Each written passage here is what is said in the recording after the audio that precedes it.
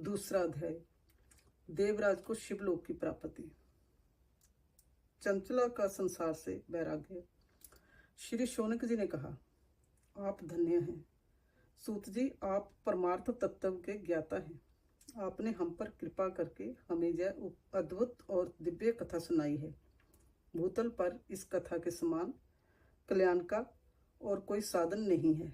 आपकी कृपा से यह बात हमने समझ ली है।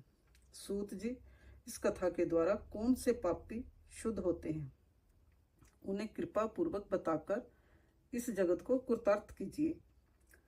सूत जी बोले, मुने, जो मनुष्य पाप, दुराचार तथा काम, क्रोध, मद, लोभ में निरंतर डूबे रहते हैं, वे भी शिव पुराण पढ़ने अथवा सुनने से शुद्ध हो जाते हैं तथा उनके पापों का पूर्णतया नाश हो जाता है। इस विषय में मैं तुम्हें एक कथा सुनाता हूँ। देवराज ब्राह्मण की कथा। बहुत पहले की बात है। किरातों के नगर में देवराज नाम का एक ब्राह्मण रहता था। वह ज्ञान में दुर्लभ, गरीब, रस बेचने वाला तथा वैदिक धर्म से विमुख था। वह स्नान संध्या नहीं करता था तथा उसमें वैश्यवृत्ति बढ़ती ही जा रही थी। वह भक्तों को ठगता था। उसने अनेक मनुष्यों को मारकर उन सबका धन हड़प लिया था। उस पापी ने थोड़ा सा भी धन धर्म के काम में नहीं लगाया था। वह वेश्यागामी तथा आचार भ्रष्ट था। एक दिन वह घूमता हुआ दैव जोग से प्रतिष्ठानपुर जुस्सी प्रयाग जा पहुंचा। वहां उसने एक शिवालय देखा जहां बहुत से साधु महात्मा एकत्र हुए थे। देवराज वहीं ठहर गया। वहां रात में उससे जबर आ गया और उसे बड़ी पीड़ा होने लगी। वहीं पर एक ब्राह्मण देवता शिव पुराण की कथा सुना रहे थे। जबर में पड़ा देवराज भी ब्राह्मण के मुख से शिव कथा को निरंतर सुनता रहता था। एक मास बाद देवराज जबर से पीड़ित अवस्था में ही चल बसा। जमराज के दूत उसे बांधकर जमपुरी ले गए।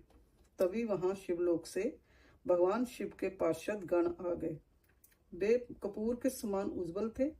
उनके हाथ में त्रिशूल, संपूर्ण शरीर पर भस्म और गले में रुद्राक्ष की माला उनके शरीर की शोभा बढ़ा रही थी। उन्होंने जमराज के दूतों को मार पीट कर देवराज को जमदूतों के चंगुल से छुड़ा लिया और वह उसे अपने अद्भुत विमान में बिठाकर जब कैलाश पर्वत पर ले जाने लगे तो जमपुरी में कोलाहल मच गया, जिसे सुनकर जमराज अपने भवन से बाहर आए।